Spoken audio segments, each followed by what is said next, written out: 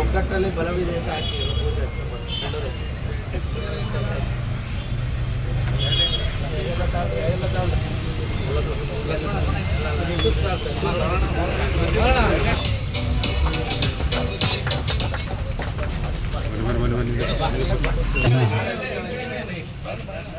ಜನಪ್ರಿಯ ಶಾಸಕರಾದಂಥ CN ಬಾಲಕೃಷ್ಣರವರು ಉದ್ಘಾಟಿಸ್ತಾ ಇದ್ದಾರೆ.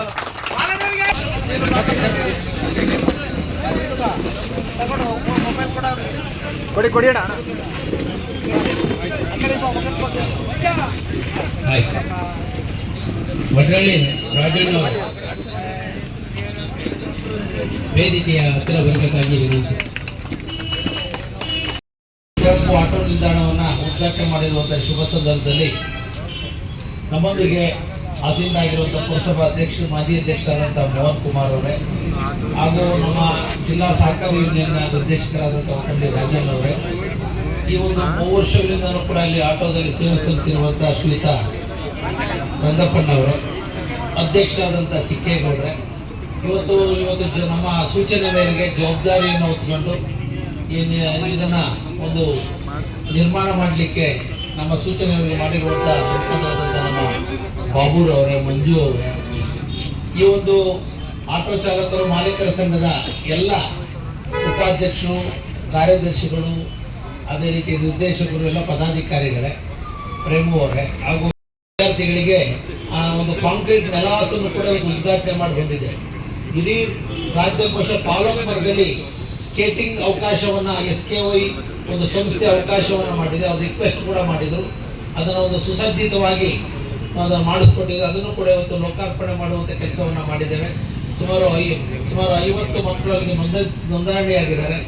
ಆ ಒಂದು ಸೌಲಭ್ಯವನ್ನು ಕೂಡ ಎಲ್ಲ ಪೇರೆಂಟ್ಸು ಅವ್ರ ಮಕ್ಕಳಿಗೆ ಉಪಯೋಗ ಮಾಡ್ಕೊಳ್ಳುವ ನಿಟ್ಟಿನಲ್ಲಿ ಸಹಕಾರವನ್ನು ಮಾಡಬೇಕು ಅಂತ ಕೂಡ ಹೇಳಿ, ಇನ್ನೂ ಕೂಡ 6-7 ಪಾರ್ಕ್ಗಳಲ್ಲಿ ಅಭಿವೃದ್ಧಿ ಕೆಲಸಗಳು ಆಗ್ತಾ ಇದೆ.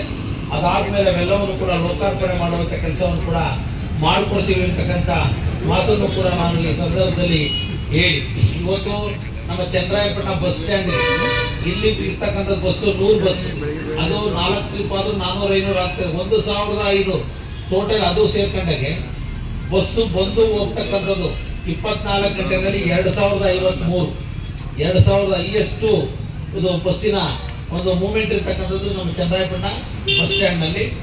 ಇದರ ಡಿಪೋ ಮತ್ತು ಇನ್ನಿತರ ಡೆವಲಪ್ಮೆಂಟ್ಸ್ಗೆ ಇವತ್ತು 1 ಕೋಟಿ ಅನುದಾನವನ್ನು ನೀಡಬೇಕು ಅಂತ ಮಾನ್ಯ ರಾಮಲಿಂಗಾರೆಡ್ಡಿ ಅವರಿಗೆ, ಟ್ರಾನ್ಸ್ಪೋರ್ಟ್ ಮಿನಿಸ್ಟರ್ಗೂ ಕೂಡ ನಾನು ರಿಕ್ವೆಸ್ಟ್ ಮಾಡಿದ್ದೇನೆ. ಅದರ ಜೊತೆಯಲ್ಲಿ ಹಾಸನ ಕಡೆಗೆ ಹೋಗ್ತಕ್ಕಂಥ ಕಾಂಪೌಂಡ್ ಹತ್ರ ಬಿಸಿಲಿನಲ್ಲಿ ನಿಂತ್ಕೊತಾ ಇದ್ದಾರೆ, ಬಿಸಿಲಿನಲ್ಲಿ ಅದಕ್ಕೂ ಕೂಡ 15 ಲಕ್ಷ ರೂಪಾಯಿ ಅನುದಾನವನ್ನು ನಮ್ಮ ಒಂದು ವ್ಯಾಪ್ತಿನಲ್ಲಿ ಈಗ ಸ್ಯಾಂಕ್ಷನ್ ಮಾಡಿಸ್ತಕ್ಕಂಥ ಕೆಲಸನೇ ಮಾಡಿದ್ದೇವೆ.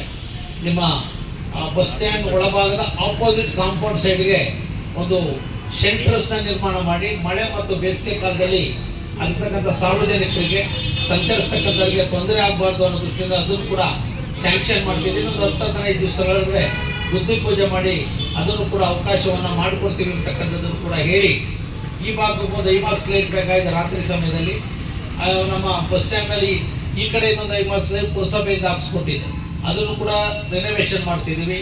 ಜೊತೆಗೆ ಒಂದು ಶುದ್ಧ ಕುಡಿಯ ನೀರಿನ ಘಟಕ, ಬಿಸಿ ನೀರು, ನಾರ್ಮಲ್ ವಾಟರು ಮತ್ತು ಕೋಲ್ಡ್ ವಾಟರ್ದು ಕೂಡ ಬಹುಶಃ ನೀವು ಉಪಯೋಗಿಸ್ಕೊತಾ ಇದ್ದೀರಿ ಅನ್ಸುತ್ತೆ. ಅದನ್ನು ಒಳ್ಳೆ ಒಂದು ತುಂಬ ಸುಸಜ್ಜಿತವಾದಂಥ ರೀತಿಯಲ್ಲಿ ನಿಮಗೆ ಅವಕಾಶವನ್ನು ಪಡೆದು ಅಲ್ಲಿಗೂ ಆಗ್ತದೆ, ನಿಮಗೂ ಆಗ್ತದೆ, ಎಲ್ಲರಿಗೂ ಅನುಕೂಲ ಆಗೋ ನಿಟ್ಟಿನಲ್ಲಿ ಅವಕಾಶವನ್ನು ಮಾಡಿದ್ದೀವಿ ಅಂತ ಕೂಡ ವಿಶೇಷವಾಗಿ ಹೇಳಿ ನಿಮ್ಮೆಲ್ಲರಿಗೂ ಶುಭ ಹಾರೈಕೆಗಳನ್ನು ಸಲ್ಲಿಸಿ ನಾನು ಮಾತನ್ನು. ಸುದ್ದಿ ಕಿರಣ ವಾಹಿನಿಗೆ ಸ್ವಾಗತ. ನಮ್ಮ ವಾಹಿನಿಯ ಪ್ರತಿಯೊಂದು ವಿಡಿಯೋ ನೀವು ನೋಡಬೇಕಾದರೆ ಈ ಕೂಡಲೇ ಸಬ್ಸ್ಕ್ರೈಬ್ ಮಾಡಿ, ಬೆಲ್ ಐಕಾನ್ ಪ್ರೆಸ್ ಮಾಡಿ, ಆಲ್ ಅಂತ ಸೆಲೆಕ್ಟ್ ಮಾಡಿ.